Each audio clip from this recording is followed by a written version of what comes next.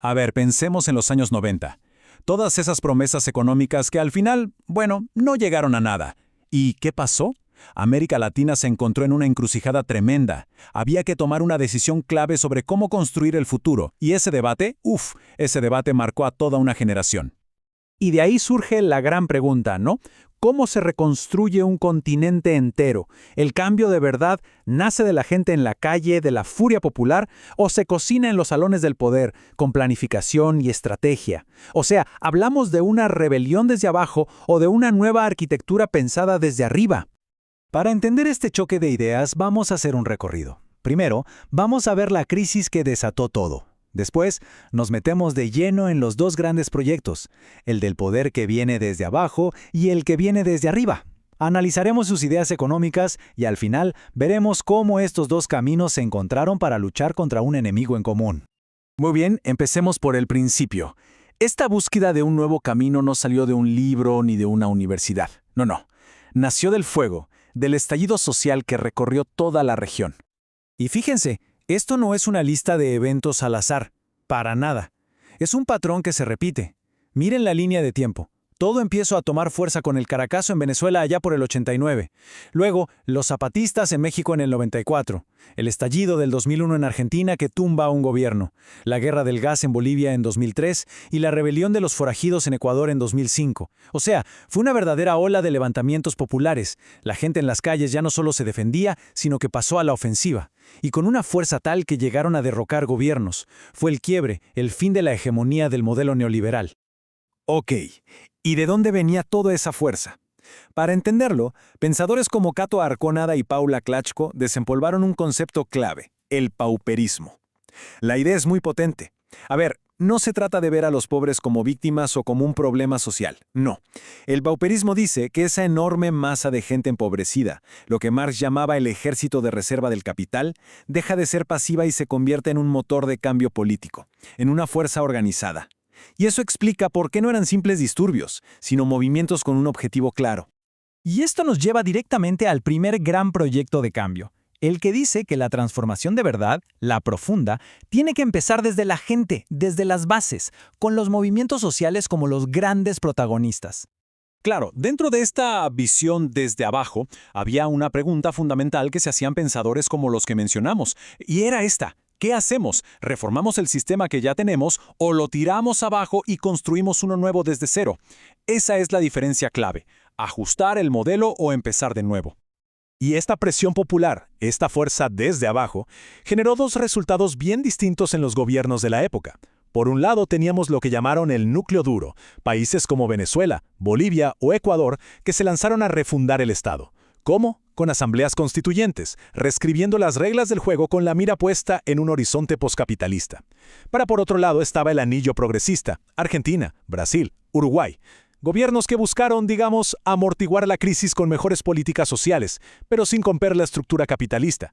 La diferencia, en el fondo, era si se buscaba administrar mejor el sistema o superarlo.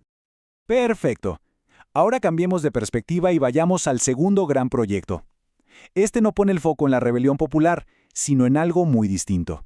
En la arquitectura institucional, en la geopolítica, en las alianzas estratégicas entre estados para construir poder. La idea central de esta estrategia desde arriba es en realidad bastante simple pero poderosa. En un mundo de potencias gigantes, un país solo no puede ser realmente soberano, es imposible. La única manera de tener autonomía de verdad es uniéndose, actuando en bloque, como una sola fuerza regional. Y ojo, que esto no se quedó solo en una idea bonita. Se materializó en proyectos muy concretos. Por ejemplo, el Mercosur se rediseñó para ser mucho más que un simple acuerdo comercial. Nació el ALBA, un proyecto basado en la solidaridad, no en la competencia. Y se creó la CELAC, un espacio histórico para que toda la región hablara con una sola voz, por primera vez sin Estados Unidos o Canadá en la mesa.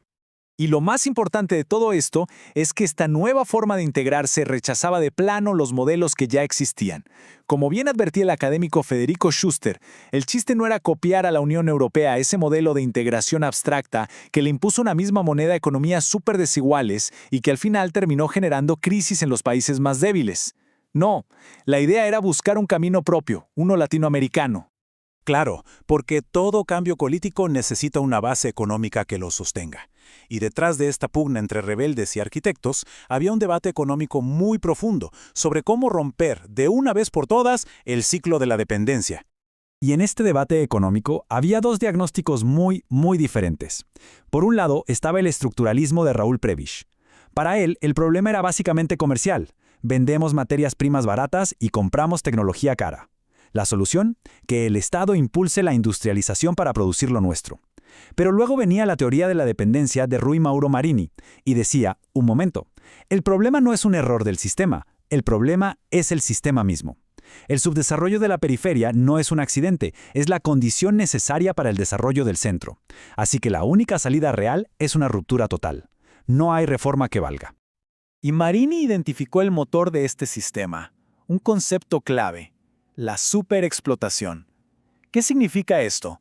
Pensemos, para que las empresas de nuestros países puedan competir en el mercado mundial, ¿cómo compensan las pérdidas que tienen en el comercio?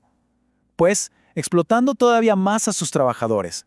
Con salarios más bajos, jornadas más largas, un ritmo de trabajo más intenso, es el engranaje que mantiene viva la desigualdad a nivel global.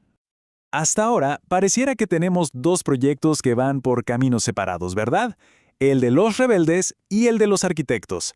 Pero hubo un momento, un evento clave que los obligó a unirse contra un enemigo común. Y ese momento tiene una fecha, 2005, el lugar, la Cumbre de las Américas en Mar del Plata, Argentina. Allí, la historia de la región estaba a punto de dar un giro que nadie se esperaba. Imaginen la escena. Afuera, en las calles, una marea de gente de los movimientos sociales protestando, metiendo una presión enorme. Y adentro, en la cumbre, una nueva generación de líderes de la región se puso de acuerdo y le dijo no al ALCA, el famoso tratado de libre comercio que impulsaba Estados Unidos. Fue literalmente la partida de defunción de un modelo de integración subordinada y el nacimiento de un nuevo camino autónomo para América Latina.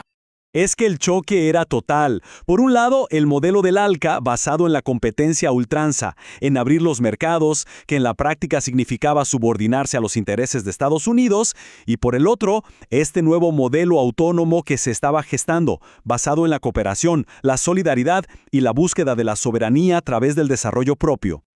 Para resumir todo este debate, hay una analogía que me parece genial. Pensemos que estamos construyendo una casa, que esa casa es el nuevo proyecto para el continente. ¿Qué es más importante?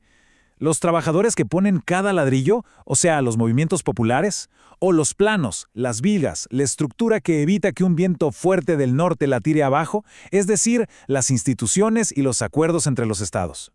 Entonces la pregunta queda flotando. Para construir un mundo nuevo, ¿qué es más esencial? ¿La fuerza de los trabajadores o la solidez de los planos? Quizás la respuesta es que se necesitan las dos cosas, ¿no?